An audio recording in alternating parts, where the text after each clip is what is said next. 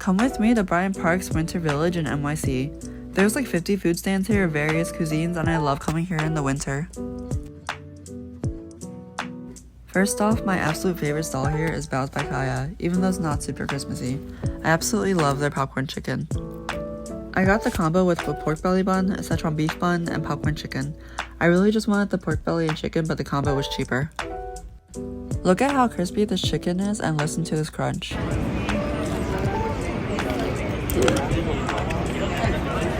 The inside is so juicy and it tastes like a hint of sweet soy sauce marinade. Here's the pork belly bun. It was super soft and moist.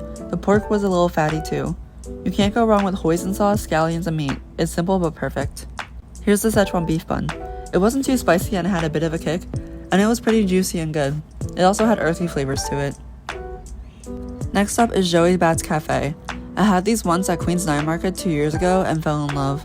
They're crispy on the outside, creamy on the inside, and served hot and fresh. But the molten cream did burn the inside of my mouth, so be careful when you're eating it. Look at the steam that comes off this thing.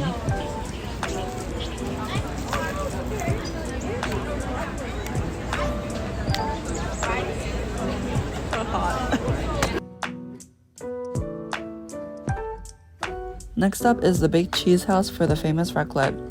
I see these at every winter market and nobody tells you, boy, it stinks. I got the potato version because it was less money than the baguette version and seemed like less of a ripoff.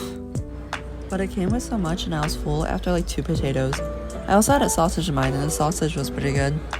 But for such a stinky cheese, it tastes super mild, like a cheddar mozzarella mix. And they didn't stick to the potatoes either. The potatoes were perfectly cooked though. Honestly, I think these are such a ripoff, and I think we should abolish them from the markets just for the smell. We got one of these at Philly's Christmas Village and it smells up the entire food section. It smells awful. I deem this dish overrated. Next up is S'mores Amore for hot chocolate and s'mores. I've seen these all over my feed and I had to try it. They have different flavored marshmallows and they torch them individually in front of you. I will say the line took forever to move. I felt like it took almost an hour to get through 10 people in front of me. But the worker was so sweet and gives each person a show, so I guess it's understandable.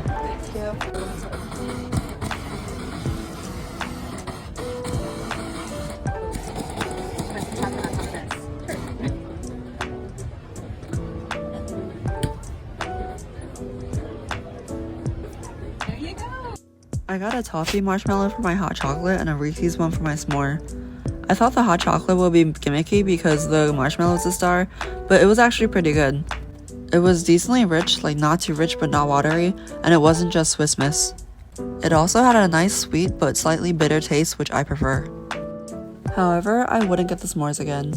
Even though I like the marshmallows here and they're nicely flavored, they're super dense. The blowtorch method creme brulees the outside and makes it nice and crispy, but the inside is still spongy and unmelted. And I prefer my s'mores marshmallow completely melted and gooey. Lastly, we have cheesesteaks by the Trufflist. As a Philly resident, I find any cheesesteak outside of Philly suspicious, but I saw this on my feed and had to try it. They also had a $40 one with foie gras, and they only make 20 a day, but I couldn't justify spending $40 on one sandwich. The truffle cheesesteak.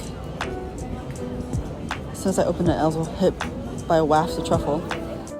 Honestly, I'm just gonna let my past self talk about this. So I got this truffle cheesesteak. It looked amazing. It smells amazing. But the problem is it's falling apart. It's not, the bread isn't staying together, and I wish it did because I wish I could like eat it as intended. So as I'm trying to eat this monstrosity, I can tell you that the bread is really amazing. It's really soft. It's really like crispy on the outside and soft on the inside. Cheese is really good. It's supposed to be a mozzarella provolone blend.